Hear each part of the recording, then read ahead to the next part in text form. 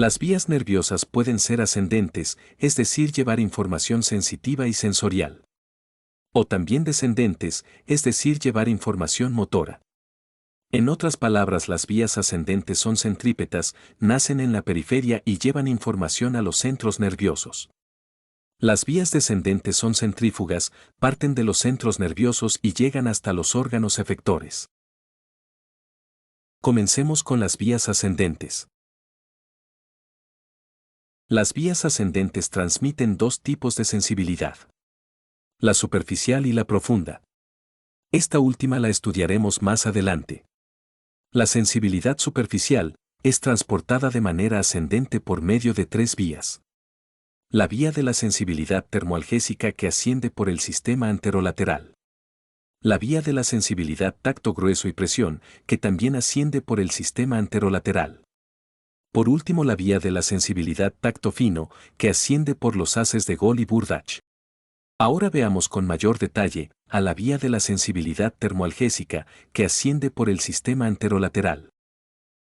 Estudiemos con mayor detalle a la sensibilidad superficial. La vía termoalgésica tiene su primera neurona en el ganglio nervioso de la raíz posterior. Luego las fibras hacen sinapsis a nivel de la sustancia gelatinosa de Rolando. Después, los axones cruzan la línea media para ubicarse en el cordón lateral de la hemimédula opuesta y comenzar a ascender por el sistema anterolateral y pasar por el bulbo raquídeo, protuberancia, mesencéfalo, hasta llegar al núcleo ventroposterolateral del tálamo, en donde se encuentra la tercera neurona de esta vía. Finalmente, los axones de la tercera neurona llegan hasta la corteza sensitiva primaria en el lóbulo parietal, en donde está la cuarta y última neurona.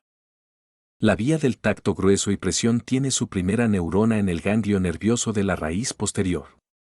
Luego los axones hacen sinapsis a nivel del núcleo propio del asta posterior, en donde se encuentra la segunda neurona. Las fibras cruzan al lado opuesto para ubicarse en el cordón lateral de la hemimédula opuesta y comenzar a ascender por el sistema anterolateral.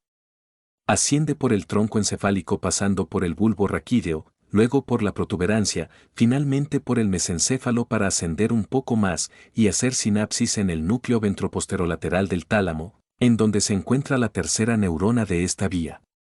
Finalmente los axones llegan a la corteza cerebral, área sensitiva primaria, en donde está la cuarta y última neurona. La vía de la sensibilidad táctil fina tiene su primera neurona en el ganglio nervioso de la raíz posterior. Ingresa a la médula sin hacer sinapsis en la sustancia gris medular y comienza a ascender por el haz de Gol y el haz de Burdach del mismo lado. Una vez llegan al bulbo raquídeo, hacen sinapsis con los núcleos de Gol y de Burdach, que están ubicados en la cara posterior del bulbo raquídeo, representando la segunda neurona de esta vía. El haz de Gol transporta información sensitiva del miembro inferior y del tronco del mismo lado del cuerpo, mientras que el de Burdach lleva la sensibilidad del miembro superior y cuello. A partir del bulbo, los axones cruzan al lado opuesto formando la decusación sensitiva, para luego reunirse y formar el lemnisco medial, y continuar su ascenso pasando por la protuberancia, mesencéfalo, hasta llegar al núcleo ventroposterolateral del tálamo, en donde se encuentra la tercera neurona de esta vía. Finalmente las fibras hacen sinapsis a nivel de la corteza sensitiva primaria, en donde se encuentra la cuarta neurona de esta vía.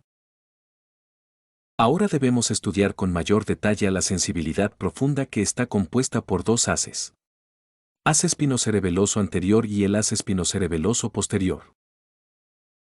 La primera neurona del haz espinocerebeloso anterior se encuentra en el ganglio nervioso de la raíz posterior. Luego los axones hacen sinapsis en el núcleo dorsal del asta posterior, donde se encuentra la segunda neurona. Luego, las fibras cruzan la línea media para llegar al cordón lateral de la hemimédula opuesta y continuar el ascenso por la cara lateral del bulbo raquídeo, llegar a la protuberancia y finalmente llegar a la corteza cerebelosa, por el pedúnculo cerebeloso superior del lado opuesto, cruzando una vez más la línea media. Por lo tanto, la información resulta ser homolateral. Lleva información propioceptiva. La primera neurona del haz espinocerebeloso posterior se encuentra en el ganglio nervioso de la raíz posterior. Luego las fibras hacen sinapsis en el núcleo dorsal del asta gris posterior, en donde se encuentra la segunda neurona.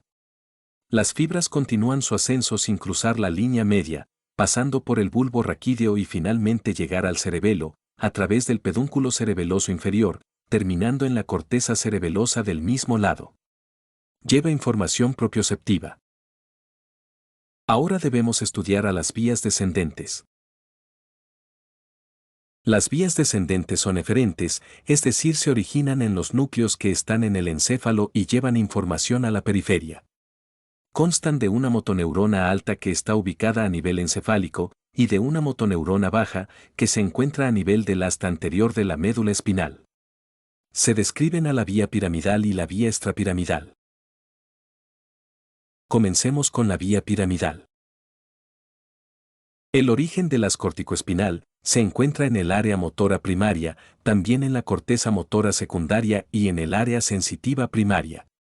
Los axones que al principio están extendidos convergen en la corona radiada y luego de que se unan, atraviesan el brazo posterior de la cápsula interna. Descienden por la parte interna de los pedúnculos cerebrales. Luego, pasan por la protuberancia y se concentran en un haz pequeño, que forma las pirámides en el bulbo raquídeo.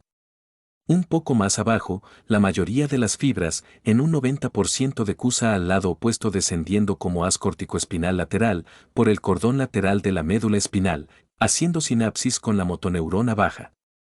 Un 8% de las fibras desciende de forma directa formando el haz corticoespinal anterior, que también hace sinapsis con la motoneurona baja contralateral. Un 2% de las fibras desciende en conjunto con el haz corticoespinal lateral, formando el haz corticoespinal directo.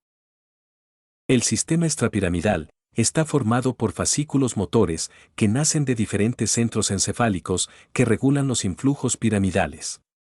Son encargados de movimientos automáticos y también de movimientos semivoluntarios. Podemos mencionar al haz reticuloespinal medial lateral, al haz tectoespinal, el haz rubroespinal y el haz vestíbuloespinal. El haz reticuloespinal medial nace a nivel de la formación reticular del puente cerebral. Desciende por el cordón anterior de la médula espinal y termina haciendo sinapsis con neuronas del asta gris anterior. Por otro lado, el haz reticuloespinal lateral se origina en la formación reticular a nivel del bulbo raquídeo, desciende por el cordón lateral de la médula y termina haciendo sinapsis con neuronas del asta gris anterior. El haz tectoespinal se origina en los tubérculos cuadrigéminos superiores, desciende por el cordón anterior de la médula y termina en el asta gris anterior de los 4 segmentos cervicales superiores. El haz rubroespinal tiene su origen en las células del núcleo rojo del mesencéfalo. Desciende por el cordón lateral de la médula y termina haciendo sinapsis con neuronas del asta gris anterior. Por último tenemos al haz vestibuloespinal, que nace en los núcleos vestibulares, que están ubicados en la protuberancia y en el bulbo. Desciende por el cordón anterior de la médula y termina haciendo sinapsis con neuronas del asta gris anterior.